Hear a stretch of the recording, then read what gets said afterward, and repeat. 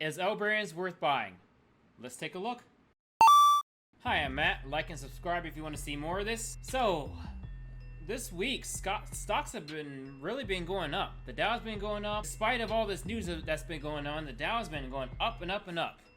And as a result of that, it's getting a little difficult to find deals.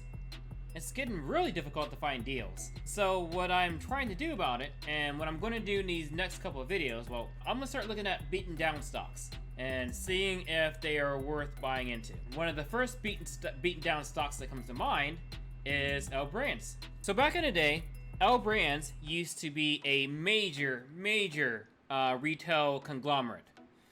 It's been around for decades. If you've been in a Victoria's Secret, an Abercrombie and Fitch, especially back in the 90s or early 2000s, you've been in an L Brands store. Back in the 80s and 90s, L Brands owned Victoria's Secret, Abercrombie and Fitch, Lane Bryant, Limited, Structure, Express. However, over time, those stores started to break away and become their own independent brands. Malls themselves started to decline. As a result, as of right now, the only stores that L Brand owns are Victoria's Secret and Bath & Body Works. We're going to talk about those in a hot second. Let's take a look at the stock. If you've owned L Brand stock back in 2015, when the stock price was $95, well, close to $96, you are probably not a happy camper. So you are probably not loving life right now.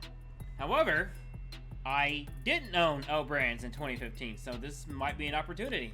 Let's keep looking. Their total revenue has been fairly steady through these past couple of years, not really gaining too much, not really losing too much. Their gross profit, it's taken a hit, but yeah, their net income has dropped more and more over these coming years. And this last quarter, they reported a loss. One of the main reasons for that loss is a $720 million impairment charge related to Victoria's Secret's goodwill, and a $253 million charge related to the impairment of certain Victoria's Secret's long-lived store assets. So in other words, things that they thought were worth a lot of money, it turned out to be not worth as much money. Balance sheet, they have more liabilities than assets. Yeah, this is a very beaten down company. As far as our total cash, we're looking at $1.4 billion in cash and debt of $5.4 billion. Yeah, the years have not been kind to this company. Now, granted, a large part of this is due to them making zero revenue because all their stores have been quarantined during the virus situation. So everything that's happening to them this quarter is not necessarily their fault. Evaluating a company,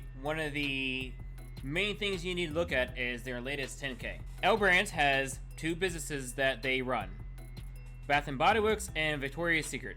As I mentioned earlier, everything else is long gone. I'm not going to go through the entire 10K, but you should if you want to review this company thoroughly. One thing I want to mention, and I'm going to bring this up later, is that they talk about the deal that they had at the time of the 10K, where they were going to sell off part of their Victoria's Secret business to a independent company called Sycamore. Victoria's Secret is performing like dog shit.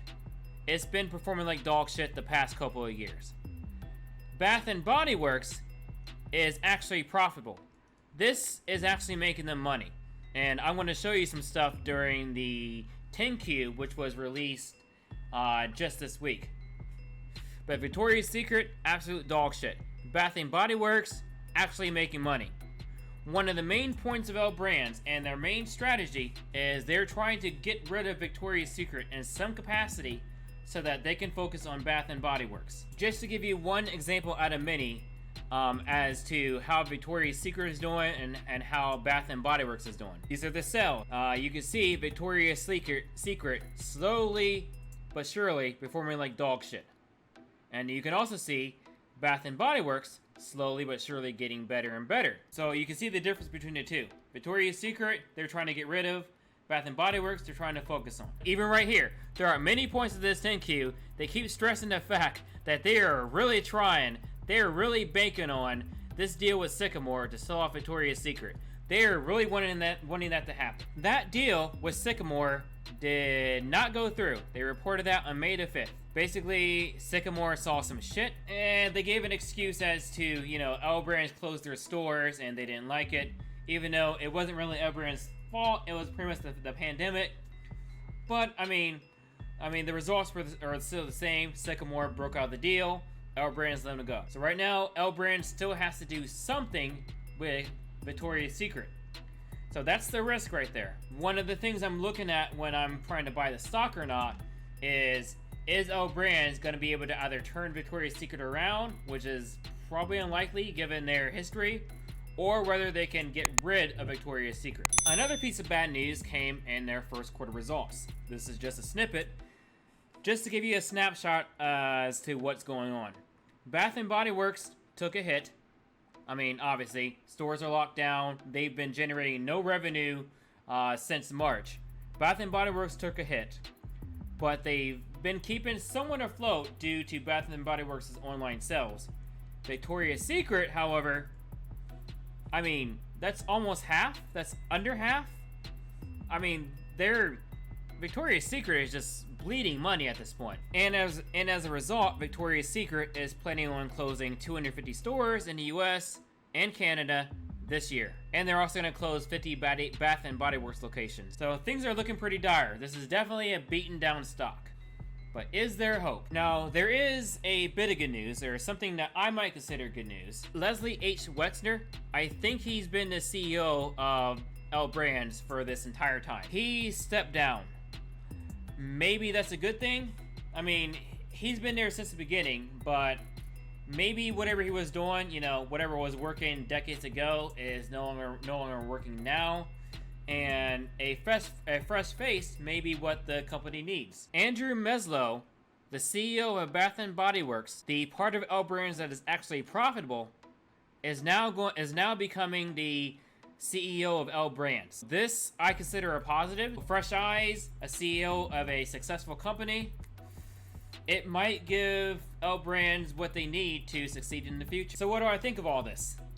It's risky. Like, it is definitely not what I would call a safe investment. I wouldn't call it an all-in investment. You gotta know what you're dealing with. But do I know what I'm dealing with? If you told me after everything you saw that you didn't want to invest in L Brands, I can totally see your point. But I'm thinking at the right price, I may buy off a few shares. I may nibble a little bit at the right price. The whole thing depends on, and we gotta watch the news closely if you plan on buying in. We gotta watch the news very closely. The whole thing depends on L Brands' ability to do something with Victoria's Secret. Either make it better or sell it off in some capacity. If I decided I wanted to buy an L Brands, what price would I go in on? One of the fortunate things about L Brands is that Yahoo is still showing PEs, forward PEs. We're gonna take this PE here of 975 as our base point. I think that sounds fair. For L Brands. It's well below the S&P 500 average PE, and it's a beat down stock. So we're gonna take 9.75. The average analyst estimate for the year 2022. So this is at the end of 2022 and the beginning of 2023 is 1.88. If we believe the analyst estimate. So let's take 1.88. So I have my handy dandy, highly sophisticated app here ready to do some calculations. Let's take the EPS times 9.75. 1833. Okay, so that is the price that I'm expecting to see at the end of 2022 and beginning of 2023. I am expecting an 8% return. So in order to do that, let's take this amount. Let's divide by 1.08.